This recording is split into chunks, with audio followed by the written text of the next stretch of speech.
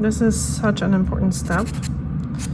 It makes the nails feel so much better, because sometimes even when you're filing with a gentle file, with a very fine file, you still have that unevenness that can catch sometimes. So what I recommend is now taking a buffer block, something that is 240 grit or 220, something like that. This is from Soft Touch, very good quality, by the way. I'm going to leave you a link in the description, and doing that makes a huge difference.